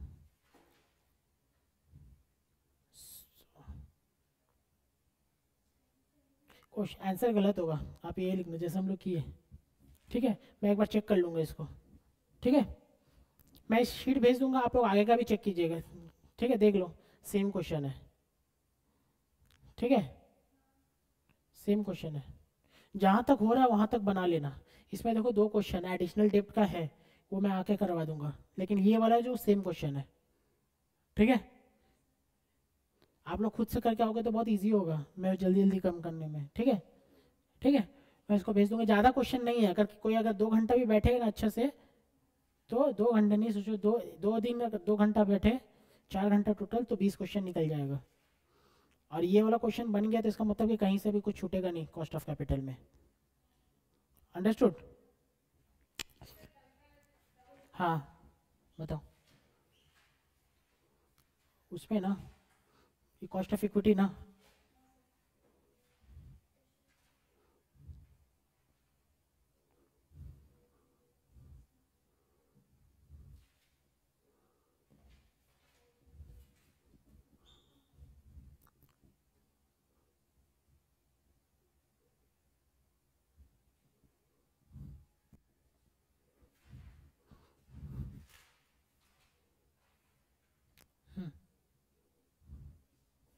क्या है? Number 11, consider a firm whose bond is presently yielding at 11%।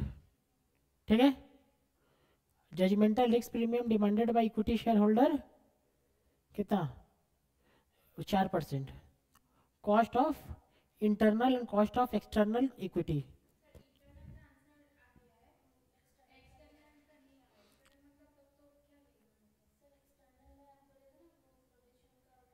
नहीं देखो, cost of internal equity, cost of internal equity में फ्लोटेशन कॉस्ट नहीं होता है। 11 प्लस 4 15%, और उसमें फ्लोटेशन कॉस्ट होता है एक्सटर्नल में। 11 प्लस 4 माइनस 2 कितना आ रहा है? 12%। कितना आ रहा है आंसर? कितना नंबर है?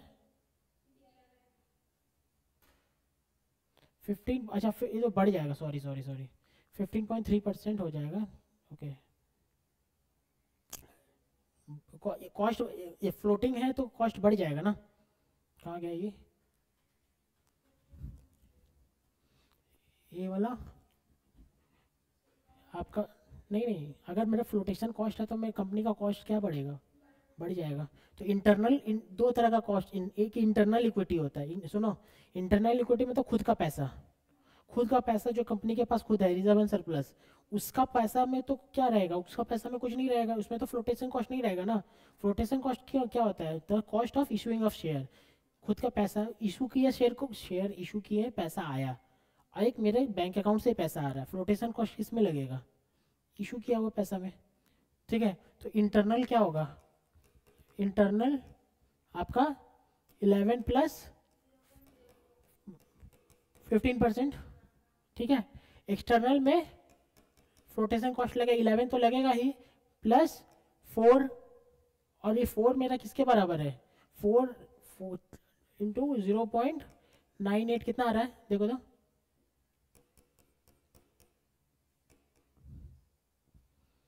4 डिवाइडेड बाई 0.98,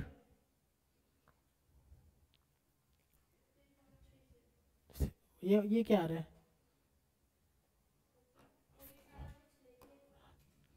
हाँ, 4.08, 08, 4.08, 4 डिवाइडेड बाई 0.98, तो ये क्या आ रहा है? 15.08। यही आंसर है, 15.13, तो ये आंसर है। ठीक है, ये मैंने क्या किया है? Cost of internal equity equals to bond yield plus risk premium. ठीक है, cost of external equity equals to bond yield plus risk premium by 1 minus F. ठीक है,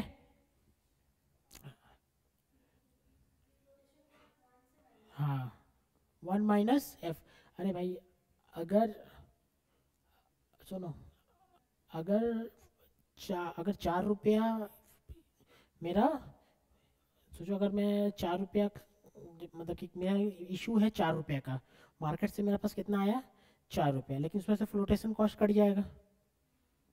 फ्लोटेशन कॉस्ट तो मेरे पास अगर 4 रुपया में 1 रुपया फ्लोटेशन कॉस्ट कट गया, तो मेरा पास आएगा कितना? 3 रुपया आएगा ना। 1 रुपया तो जो कमीशन लेके जाएगा। तो बोला है रिस्क प्रीमियम है, कहाँ गया? रिस्क प्रीमियम है कितना? 4 रुपया। लेकिन रिस्क प्रीमियम 4 रुपया है कि 4 रुपया से ज़्यादा है? ज़्यादा है ना, क्योंकि फ्लोटेशन कॉस्ट है। ठीक है, फ्लोटेशन कॉस्ट कितना है? 98। इसका मतलब मेरा 98% किसके बराबर होगा? 4 रुपया के बराबर। ठीक है, तो 1 रुपया के बराबर क्या होगा? 4/98%। समझ में आ रहा है ना? Next 6 5 annual growth rate is 50% and of the cost of equity. Dividend yield is 9, 1 by 9%. Then cost of equity, dividend yield,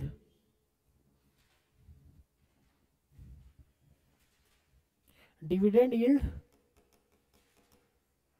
is equals to DPS by EPS, dividend pay out ratio. इसमें कुछ छूटा हुआ है क्या?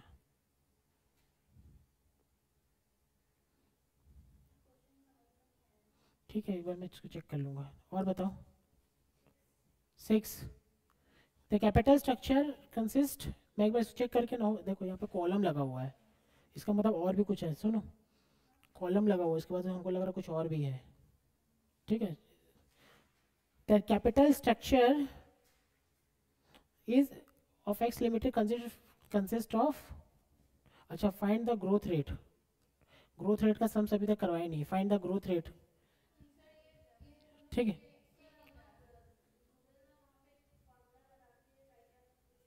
नहीं नहीं Google मत करना भाई। ठीक है, ये वाला जो नीचे है ना ग्रोथ रेट, ये जब मैं करवा दूंगा ना तब वो अपने आप आ जाएगा। ठीक है, ग्रोथ रेट वाला छोड़ दो अभी।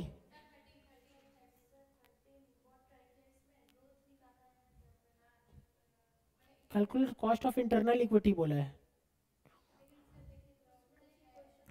डिविडेंड, करंट डिविडेंड 70, डिविडेंड 5 साल, अच्छा हाँ, ग्रोथ निकालना, ग्रोथ के थ्रू होगा। मैं एक बार बता देता हूँ, अरे ग्रोथ बताऊंगा एक ही साथ बताऊंगा। ठीक है, ग्रोथ आप नोट करके रखो कौन कौन सा सम्स है। ठीक है, मैं ग्रोथ जब ग्रोथ बताऊंगा ना नेक्स्ट क्लास में ग्रोथ करेंगे।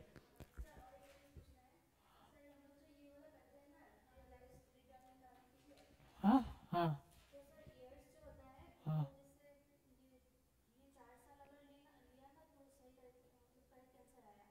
हाँ 4 साल ही लेना है। हाँ हाँ हाँ, उसने 5 साल कर दिया क्या? ओ नहीं नहीं, उसको 4 साल लगा, गलत करा। ठीक है, वो 5 साल नहीं 4 साल होगा, 4 साल लेना है। हाँ हाँ हाँ उसके से, हाँ हाँ, हो सकता है कि स्किप हो गया हो, मतलब स्लिप से निकले। कौन सा? 16? हाँ, beta, beta is equals to, कहाँ गया, change in stock divided by change in market. Change in stock कितना है? 15, चेंज इन मार्केट क्या है? 10, 1.5। ठीक है, बीटा का फॉर्मूला याद रखना, बाय चेंज इन मार्केट।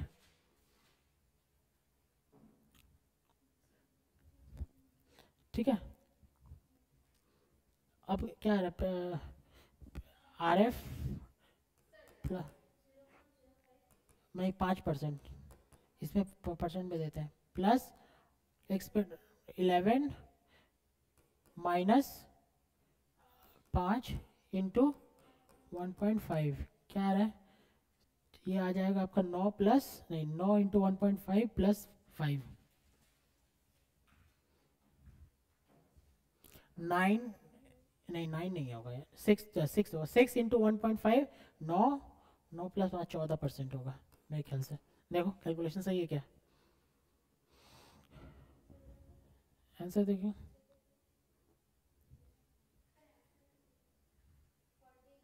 ठीक है, वो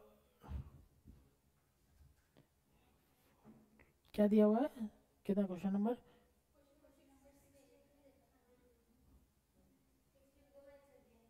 एक, अच्छा फ्लोटेशन कॉस्ट भी दे दिया, देख लो,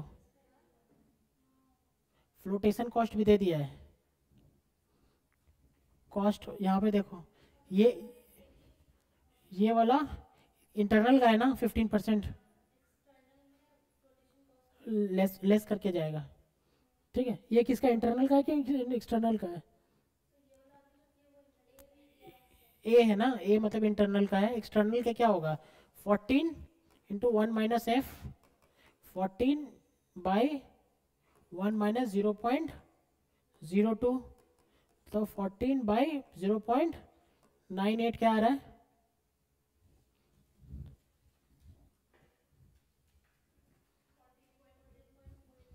14 यही आंसर है क्या? ठीक है। फ्लोटेशन आपका एक्सटर्नल में फ्लोटेशन नीचे लेस हो जाता है 1 माइनस से।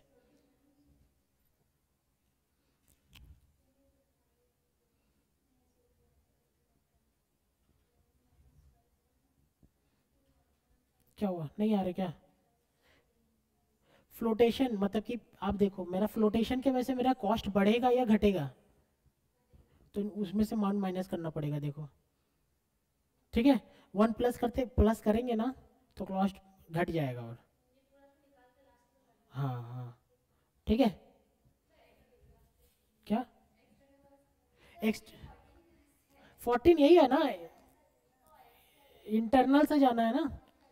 ठीक है, अगर फ्लोटेशन कॉस्ट नहीं होता तो इंटरनल एक्सटर्नल सेम हो जाता। अंडरस्टूड? क्या आपको समझना है? एक्सटर्नल में फ्लोटेशन कॉस्ट इंक्लूड मतलब कि और मेरा कॉस्ट बढ़ेगा ना, कॉस्ट बढ़ेगा ना, तो या तो दो कॉस्ट को बढ़ाने का दो तरीका, या तो प्लस कर दो 14% प्लस 2% 16% कर सकते हैं ना, लेकिन ये तरीका गलत है। और दूसरा क्या को तरीका है, डिवाइड कर दो।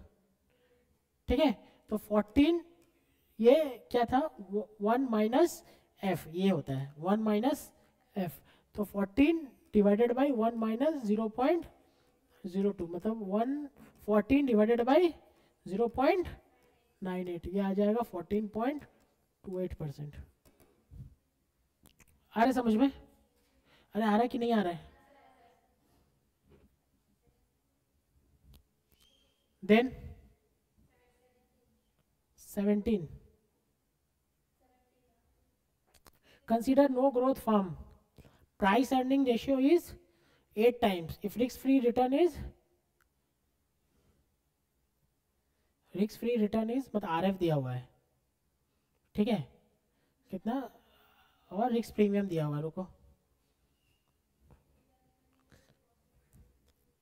देखो, आरएफ दिया हुआ है कितना, 8%, आरएम माइनस आरएफ दिख रहा है आपको, ये दिया हुआ है 4%। ठीक है, और पी रेशियो दिया हुआ है। ठीक है, अगर पीई रेशियो प्राइस अर्निंग लिखा है ना, कितना है 8 टाइम्स, यही है ना 1/8 टाइम्स, मतलब 8 टाइम्स कॉस्ट ऑफ इक्विटी का एक फॉर्मूला याद है, E by P0 P net plus G, E by P net plus G एक फॉर्मूला है ना अर्निंग का। उसमें से अगर इसमें कहीं जी ग्रोथ नहीं है तो ये क्या हो जाएगा, ई बाई पी, ऊपर क्या दिया हुआ है, ऊपर क्या दिया हुआ है, P by E, cost E by P, तो उल्टा कर दो, ये हो जाएगा 1/8, चलो 12.5%, तो ये क्या हो जाएगा, R F plus R M minus R F into beta is equals to 12.5, यही है ना।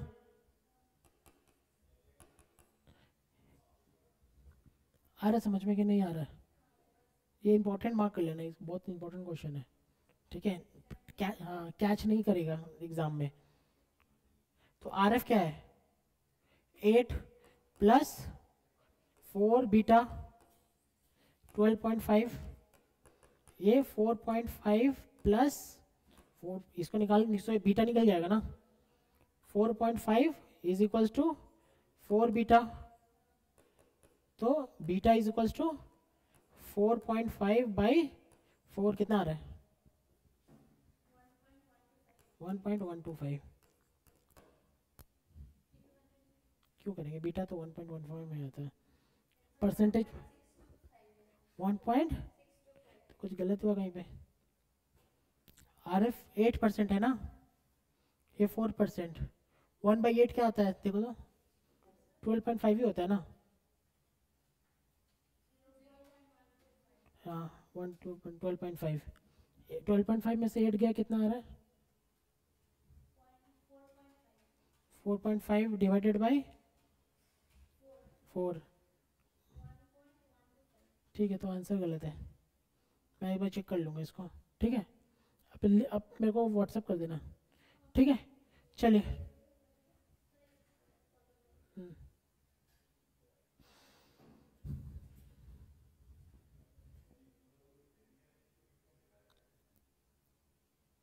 ठीक है, चलिए ऑफ करते हैं आज।